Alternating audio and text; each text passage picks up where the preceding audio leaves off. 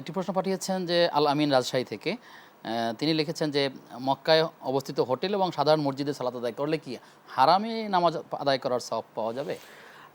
না আসলে সব জায়গায় তো হারামের সওয়াব পাওয়া যাবে না। তবে হারামের তো নির্ধারিত একটা এবং জামাতের একটা অবিচ্ছিন্নতা আছে, তাই না? অর্থাৎ হারাম শরীফের কাতারগুলো যত দূর পর্যন্ত চলে যায়, জামাত যেমন মসজিদে আবু বকর নিচ পর্যন্ত কাতার আছে।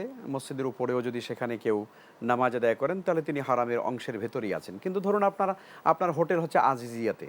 এখন কথার কথা যদি আপনার মাইকের আওয়াজ যদি শোনা যায় এত দূর থেকে, আপনি আজিজিয়ার হোটেলে বসে যদি নামাজ পড়েন তাহলে কি আপনি হারামের জামাতের ভিতরে অংশ নিলেন, এটা কি গণ্য হবে? কষ্ট না, হলেও অবশ্যই হারামে সেটা উপস্থিত হওয়া উচিত। গণ্য হবে না। বরং আমাদের হারাম শরীফেই নামাজ পড়া উচিত। সেটা যদি আপনি ভেতরে ঢুকতে নাও পারেন, রাস্তায়ও পড়েন, জামাতের অবিচ্ছিন্নতা থাকলে আলহামদুলিল্লাহ আপনি সওয়াব পেয়ে যাবেন।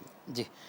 মোহতারাম, শেষ করতে হচ্ছে। আমরা যে বিষয়ে কথা বলছিলাম একামতে দিনের উপরে, আপনি 30 সেকেন্ডে কোনো বক্তব্য বলবেন কি আমাদের আসলে? প্রত্যেকের উচিত হচ্ছে আসলে আমরা জীবনে যে অবস্থায় আছি, যে পর্যায়ে আছি, প্রত্যেকে দ্বীনের ইকামতের জন্য, আল্লাহর দ্বীনকে আল্লাহর জমিনে বিজয়ী করবার জন্য আমাদের চেষ্টা করা উচিত। আমরা জানি এই কাজটি করতে গেলে বিপদ আসবে, মুসিবত আসবে, এবং এই বিপদ এবং মুসিবতকে উতরেই আল্লাহ তাআলার এই বিধানকে, আল্লাহ তাআলার এই কোরআনে কারীমের রাজ এবং তার শাসনকে গোটা পৃথিবীতে ছড়িয়ে মানবতার মুক্তিকে নিশ্চিত করবার জন্য আমাদের জানমাল দিয়ে চেষ্টা করা উচিত। জি। নোয়াখালী থেকে আবু জর, তিনি প্রশ্ন করেছেন যে আমি মসজিদে জোহরের আগে সুন্নাত আদায় করতেছিলাম।